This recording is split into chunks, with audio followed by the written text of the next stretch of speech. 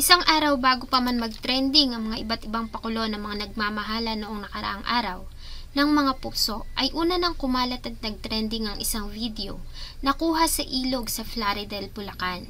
Sa nasabing video ay makikita ang nakakaawang kalagayan ng isang biktima na isinilid sa loob ng maleta na palutang-lutang sa nasabing ilog. Sino ang babae sa loob ng maleta at bakit kaya nito sinapit ang masakit na katapusan? Tagpuan ng mga otoridad ang bangkay ng isang dalagita na nakasilid sa isang maleta at palutang-lutang sa isang ilog sa San Jose del Monte, Bulacan, Huwebes ng hapon. Bago ko po ipagpatuloy ang ating kwento, sa mga bago po sa channel ko at nais sa mga ganitong klase ng kwento ng krimen na nangyayari sa loob at labas ng ating bansa, ay maaari pong pakipindot ang ating subscribe button at notification bell para ma-notify kayo pag may mga bago tayong upload na videos. February 13, 2025, isang araw bago ang Valentine's Day, nang makatanggap ng tawag ang tanggapan ng kapulisan sa San Jose del Monte, Bulacan, tungkol sa katawan umano ng isang di pa kilalang babae na nakasilid sa loob ng isang maleta, ang natagpuang palutang-lutang sa ilog sa Plaridel, Bulacan. Madilim na nang tunguhin nila ang lugar at tulad ng natanggap nilang report, ay dinatna nila doon ang nakalutang na isang maleta. Bahagya nang nakabukas ang zipper nito dahil binuksan niyo ng isang concerned citizen na na-curious kung ano ang laman ng nasabing bagahe. Dahil dito ay agad silang tumawag ng investigador at nag-request na rin ng assistance ng SOCO para sa retrieval ng katawan. Upon arrival, nakita po namin yung isang slightly open na maleta and visible po doon, makikita po na agad natin na meron pong bangkay sa loob. So, upon arrival, tinawag ko na po agad sa investigator and requested for the assistance of SOCO para ma-retrieve natin yung cadaver. Alas 8 na ng gabi nang maiahon sa tubig ang nasabing maleta at nang buksan ito ng SOCO ay tumambad nga sa kanila ang kalunos-lunos na kalagayan ng isang babae. Naka-fetal position ito at hindi na makilala.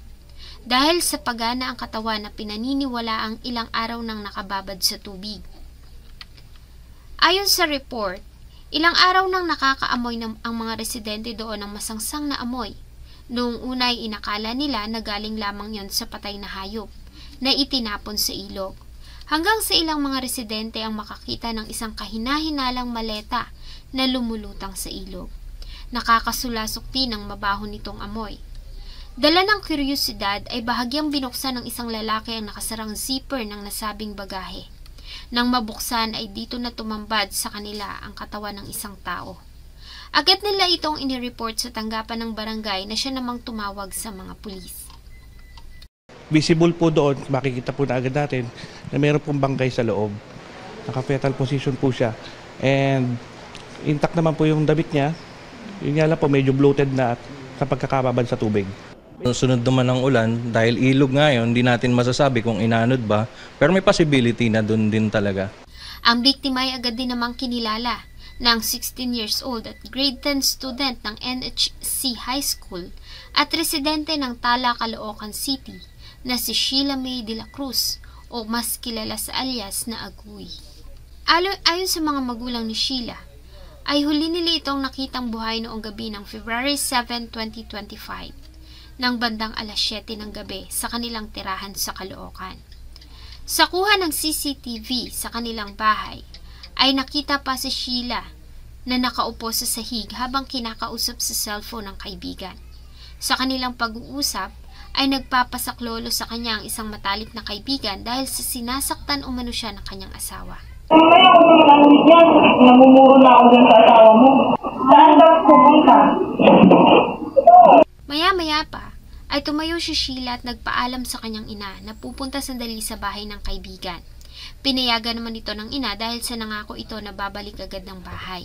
Mabait na anak at masunurin si Sheila, kaya naman walang naging problema dito ang magulang. Kaya naman sa tuwing nagpapaalam ito ay agad niyang pinapayagan. Sa kuha ng CCTV ay nakita pa si Sheila na naglalakad sa kalsada papunta sa bahay ng sinasabi nitong kaibigan na residente din ng Caloocan. Subalit iyon na ang huling beses na nakita nilang buhay ang dalaga. Dahil mula nang umalis ito ay hindi na ito nakauwi pa ng kanilang bahay. Nang lumalim pa ang gabi ay hindi umuwi si Sheila. Kaya naman agad na kinabahan ang kanyang ina. Hindi na rin nila ito makontak sa kanyang cellphone at hindi rin naka-online ng dalaga. Sa pagbabakasakali na uuwi din ng anak ay nakatulog na ang kanyang ina sa paghihintay. Kinabukasan ay wala pa rin Sheila ang umuwi sa kanilang bahay. Nang muli nilang tawagan ng cellphone nito ay hindi yun makontak. Hindi na rin ito naka-online. Dito na sila kinabahan at agad na naghanap. Pinuntahan nila ang bahay ng kaibigan ni Sheila na huli nitong pinuntahan bago ito mawala. Subalit wala ang mga ito roon at hindi rin ito makontak. Sinubukan din nilang tanungin ang ilang mga kakilala, matalik na kaibigan, kaeskwela at mga kamag-anak nila sa Caloocan. Subalit hindi nila natagpuan si Sheila May. Nagsimula na rin manawagan ng pamilya sa social media sa kung sino ang nakakita dito. Subalit bigo sila. February 10, 2025, nang wala pa ding Sheila May ang umuwi sa kanilang bahay, ay nagdesisyon na ang kanyang pamilya na idulog na ang problema sa tanggapan ng pulis at opisyal na nga siyang nireport na missing person. Base sa ulat ay huli siyang nakitang nakakulay abo na t-shirt at maong na shorts. Kalakip nito ay nagbigay din ng 20,000 na reward money ang pamahalaan ng Caloocan sa kung sinong makakapagbigay ng information o makakapagturo sa kinaroroonan ng dalaga. Subalit tulad ng dati ay bigo sila na matagpuan ito. Dumaan pa ang oras at ang ilang araw, subalit bigo pa rin sila na matagpuan si Sheila May. Matalinong bata at consistent honor student si Sheila. Isa sa pinakaayaw nito ay ang hindi pagpasok sa eskwelahan. Kaya naman kinabahan na ang kanyang pamilya dahil ilang araw na siyang nawawala at hindi umuwi. Sa ilang araw na hindi niya pagpasok sa school ay malaking posibilidad na mawala siya sa honor list. Kaya naniniwala ang pamilya na hindi nito kagustuhan ng hindi pag-uwi ng kanilang bahay. Wala din itong nakagalit sa mga kapatid at maayos ang kanilang relasyong mag-ina. Kaya walang dahilan para maglayas ito ng kanilang bahay. Ganun pa man ay naniniwala sila na isang araw ay uuwi din si Sheila sa kanila hanggang sa mabalitaan na nga nila ang natagpo ang katawan ng isang babae sa loob ng isang maleta na palutang-lutang sa ilog sa Floridal, Bulacan. Ang paglalarawan sa biktima ay katulad sa nawawalang si Sheila May. Lalo na nga ang mga suot nitong kasuotan na siyang kasuotan na suot ni Sheila bago ito mawala. Nang puntahan nila ang katawan ay dito na nila nakumpirma na ang nasabing babae ay si Sheila May de la Cruz. Dahil nga sa ilang araw nang nakababad sa tubig ay lumobo na ang katawan ng biktima. Ganun pa man ay visible naman ang butas o sugat nito sa lieg at ilang mga pasa sa katawan. Dahil sa natanggap na report ay agad na hinanap ng mga pulis ang kaibigan na huling kausap ni Sheila bago ito mawala. Subalit kataka-taka naman na bigla na lamang naglaho ang dalawa at walang nakakaalam kung saan ang mga ito nagpunta.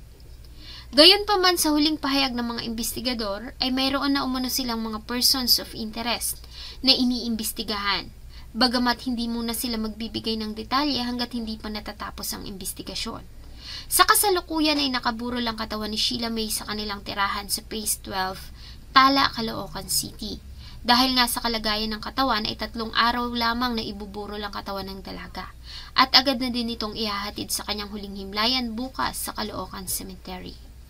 Sigaw ng mga taong nagmamahal kay Sheila May, hustisya, at panawagan nila ay sana makonsensya at sumuko na ang mga taong nasa likod ng sinapit nito.